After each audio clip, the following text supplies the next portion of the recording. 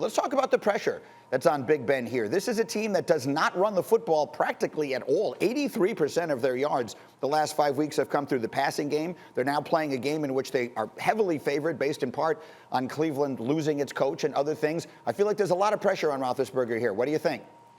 Yeah, I don't know if I agree with that all the way. Like, I understand what you're saying. They're going to have to throw the ball and have an effective passing game because their rushing game is pretty much non-existent. But they don't really ask that much of Ben. When you think of Ben Roethlisberger in his prime, it's holding on to the ball for a long time, sometimes shaking off giant defensive ends so he can throw deep balls down the field to those seemingly revolving doors of outstanding receivers that they have there. That's not the Ben we have this year. He has as little time in the pocket as anyone. No one gets rid of the ball more quickly this season than Ben Roethlisberger. So I think there's pressure on him to make good decisions, but there's not that much pressure on him to be the Ben Roethlisberger of old that puts this team on his back on occasion when they need him to do so.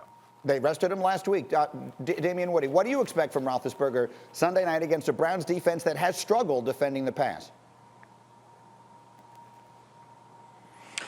Yeah, listen, I think Domonique hit it on the head. Nobody's gotten the ball out quicker than Big Ben of all the quarterbacks in the National Football League, and it's going to put a premium on the Cleveland Browns, particularly their back seven, to be able to make tackles. Because if there's one thing that we know about the Pittsburgh Steelers wide receivers, is they can really make yards after the catch. And so we know that the Cleveland Browns, Olivier Vernon is out for the year with the Achilles injury, so that's another huge blow against that Cleveland defense. So Myles Garrett and company, they're going to have to do their best job as possible to try to get to Big Ben. But again, Ben gets that ball out really, really quickly. And D. Wood, may I just say, and Cindy, can we take the one shot of him again? This, I believe, is the first time we're seeing this room in your clearly spectacular house, and I'm completely consumed by it. The piano is spectacular, the art. You just need to have us to your house for a tour at some point. I've seen now, I feel like, 4 different rooms in your house during this pandemic, and every one of them is more spectacular than the previous. Yeah. Well, Green, I tell you what, man. When we get past this pandemic, man, maybe we do the show. Get up from here, maybe. I got some love it on location. That's a date. We will be there for sure, and hopefully there won't be a delay. You could drive a truck through while we do that. In the meantime, Schefter, let me come to you on this. Ben Roethlisberger has $41 million in his contract next year, so it did get me to thinking, whenever this thing ends for them, let's just use Sunday night as a possibility. Could we be seeing the last games of Ben Roethlisberger in a Steeler uniform?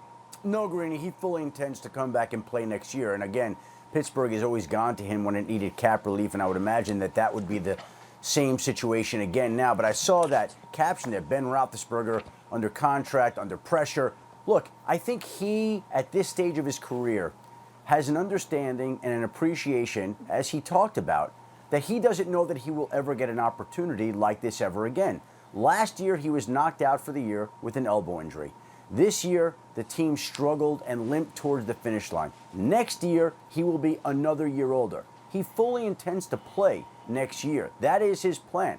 But who's to say that his performance at his age isn't going to drop off? We've already seen the quarterbacks from his draft class. Eli Manning's retired. There's a chance that Phillip Rivers is in his final playoff round right here.